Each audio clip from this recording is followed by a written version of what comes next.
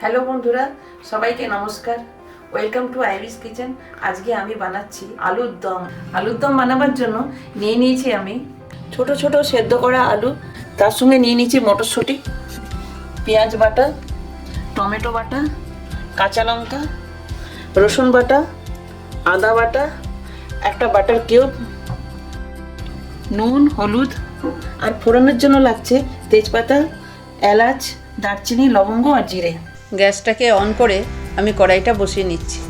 এবার কড়াইটা গরম হয়ে গেছে, এবার আমি সর্ষের তেল দিয়ে দিলাম।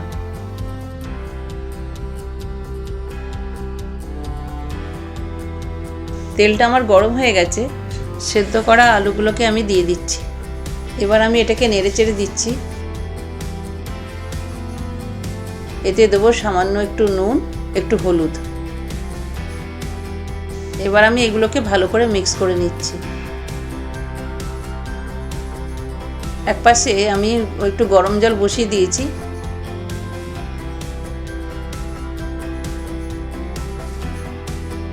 এবার আলুগুলো আমার ভাজা ভাজা হয়ে গেলে এগুলোকে আমি নামিয়ে দেবো। আমার আলুগুলো সব নামানো হয়ে গেছে। আমি কড়াইতে আবার একটু তেল দিয়ে দিলাম।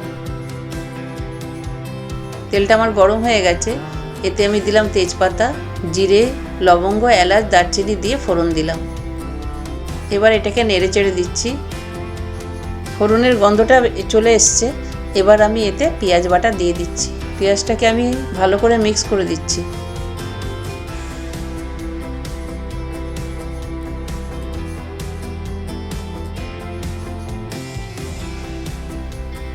এতে আমি টমেটো বাটা দিয়ে দিচ্ছি। এবার আমি এটাকে ভালো করে মিক্স করে নিচ্ছি।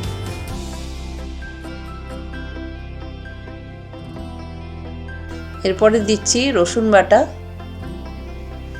আদা বাটা। এবার সবগুলো আমি আবার নেড়ে নিচ্ছি। নুন, হলুদ দিয়ে দিচ্ছি।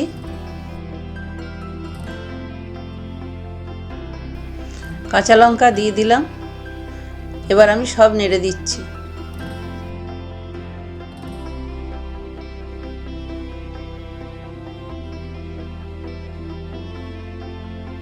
সামান্য একটু জল দিয়ে দিলাম যাতে মশলাটা পুড়ে না যায়। এরপরে আমি জিরে, ধনে, শুকনো লঙ্কার গুঁড়ো তিনটে মিশিয়ে এক এক চামচ করে নিয়েছিলাম, সেটাকেও দিয়ে দিচ্ছি।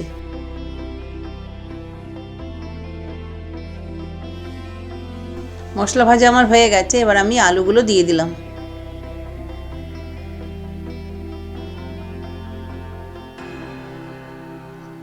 এবার দিয়ে দিচ্ছি আমি মটরশুঁটিগুলো।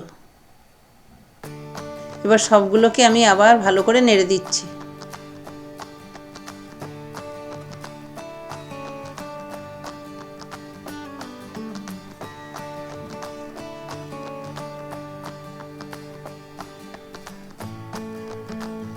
আমার ভালো করে ভাজা হয়ে গেছে। গরম করে রাখা জলটা দিয়ে দিচ্ছি।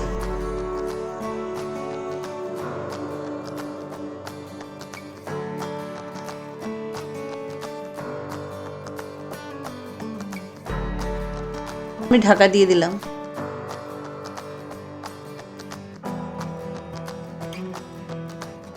তরকারিটা আমার ফুটছে।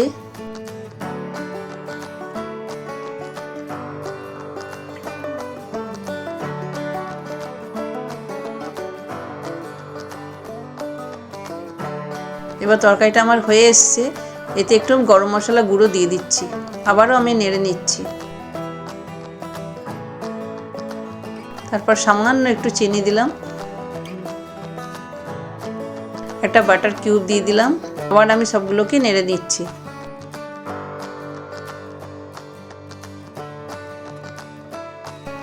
আমার তরকারিটা হয়ে এসছে।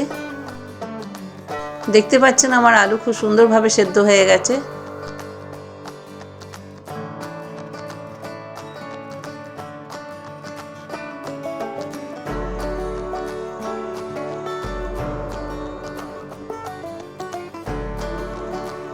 দেখতে পাচ্ছি জলটা অনেকটা শুকিয়ে এসছে। এবার আমি ধনেপাতা দিয়ে নামিয়ে নেব।